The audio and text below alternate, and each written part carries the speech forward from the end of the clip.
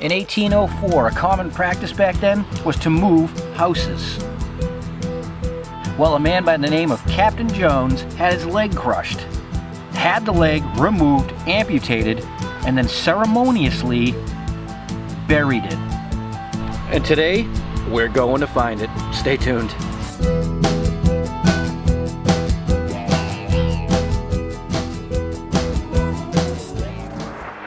Well, hey everybody, today we are in Washington, New Hampshire to do something that I've had on my list to do for quite some time. Let me give you the story. In 1804, while moving a house, a structure, which was very common back then, what a crazy procedure, a man by the name of Capt Jones, who was assisting in the project, had his leg crushed. Well, he obviously must have been a man of character and style, because he decided, after having it amputated, that he was going to bury it. Full-on ceremony and everything. So today, we're actually in the cemetery where it has its own stone and is buried. So I apologize from the beginning when I rolled in.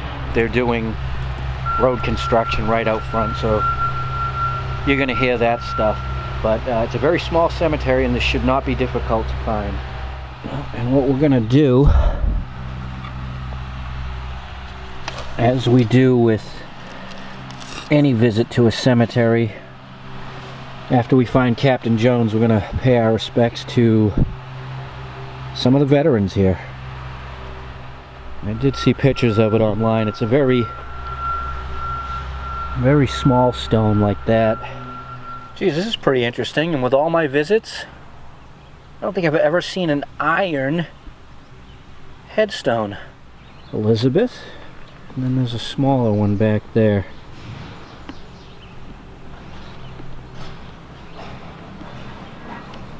That's interesting though, huh? Well, I have located the resting place of the leg of Capt Jones. Unfortunately, it's right on the side of the road, and they're literally fixing the road, so it's very loud over there. But very, very different kind of thing to find, right?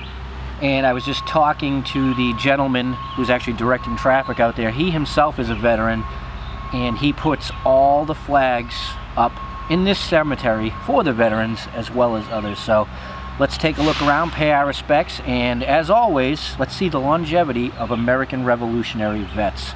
As to where most of the sites in here, it'll say age 60, age 45, age 59, but the veterans, 70, 80, 90, upwards. There's a veteran of the American Revolution, and as usual, he lived to a good old age of 81.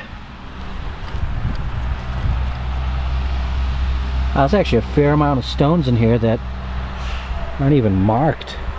That's interesting. Mr. Jacob Burbank, age 78. Stephen Meade, age 86. Joseph Nathan, age 90. War of 1812 vet. Well, he only made it to 50. Another point I'd like to make out, as I do when I visit cemeteries, this one here in Washington is beautiful. Very well kept up. Very nicely done. Props to you guys, because we see some atrocious ones out there. Well, everybody, I hope you enjoyed this short little NT video. I've been meaning to come up here for a long time and see that stone, and I'm glad I did. It's a great drive up and some beautiful territory up here. And as always, do the right thing, pay our respects to the veterans, and pay our respects to history. See y'all soon. Till next time, enjoy You're Not Thursday.